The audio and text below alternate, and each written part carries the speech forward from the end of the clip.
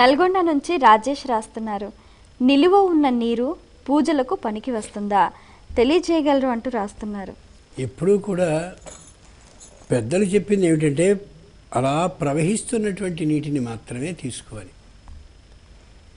అలాంటి నీటిని తీసుకున్నట్లయితేనే అది దాని యందు కలిగేటటువంటి శక్తిని కలిగి ఉంటుందని.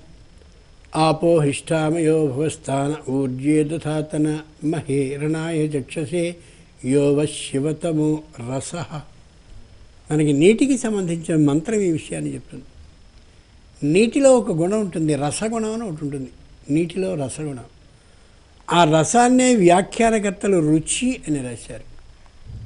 నీటికి రుచి అనే గుణం కాదు, రసగుణం అదనంగా ఉంది. దానికి అంత సరిపోయిన అర్థాన్ని చెప్పలేక వ్యాఖ్యానకర్తలు రుచి అని రాస్తూ, రుచి మాత్రమే కాదు ఇంకా విశేషాలు కూడా ఉన్నాయి అని రాస్తారు వ్యాఖ్యానం.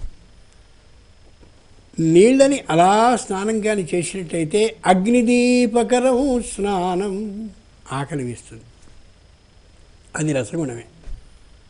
అన్నానికి బదులుగా నీటిని తాగినట్టయితే అన్నం ఏ విధంగా అయితే ఆకలిని తీరుస్తుందో అలా ఈ నీరు కూడా స్నానం చేసినటువంటి పక్షంలో లేదా తాగిన పక్షంలో స్పష్టంగా వ్యక్తికి ఆకలిని కలిగిస్తుంది, ఆకలిని మందగించేలాను చేస్తుంది.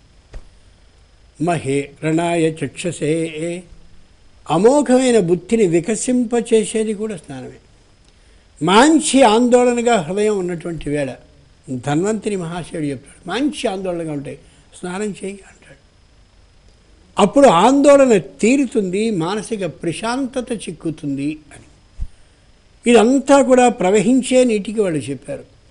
ఆ ప్రవహించే నీటిలో విపరీతమైన వేగంగా వస్తున్నటువంటి కారణంగా నీళ్లలో ప్రవేశించినటువంటి విద్యుత్ అంటే మనం వాడే విద్యుత్ కాదు, విద్యుత్ విశేషంగా ప్రవహించేటటువంటి ఏ కాంతి నీళ్ళలోకి పెడుతుందో అది శరీరానికి ఉండేటటువంటి ఈ మానసిక మాలిన్యాన్ని, మానసిక అలసతని, అలసత అంటే బద్ధకంగా ఉండే తనాన్ని పోగొడుతుంది.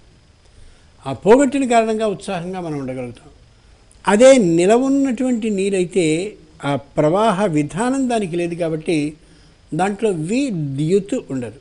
అంటే విశేషంగా ప్రవహించి ఆ వ్యక్తికి కావలసిన శక్తిని ఇచ్చేతనం నిలువ ఉన్నటువంటి నీళ్ళలో ఉండదు. అటువంటి నీళ్లతో కానీ దైవానికి అభిషేకాన్ని చేసినట్టయితే రాత్రి పడేటటువంటి దుమ్ము కానీ, ధూళి కానీ, లేదా ఆకులు కానీ, అలవులు కానీ పడి పరమేశ్వరుని పరిశుభ్రంగా ఆరాధించగలిగినటువంటి తనాన్ని మనం కోల్పోతాం. ఒకప్పటి రోజుల్లో వాపీకూప తటాకాలు ఉండేవి, అంటే దిగుడు బావులు, నూతులు, చెరువులు ఉండేవి. మరి అవి నిలవ ఉన్నవే కదండి, మరి ఎందుకని వాడేవాళ్ళు?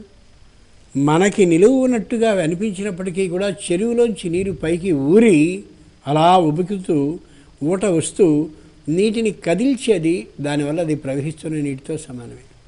అలాగే దిగుడు బావిలో కూడా అంతే, బావిలో కూడా అంతే. అందుకనే బావిలో నీళ్లు తీసుకుంటే వేసవికాలంలో చల్లగా ఉంటాయి. ఇదేమిటి, విపరీతంగా ఎండ ఉంది కదా, నీళ్లు ఊరుతూ ఉండడం.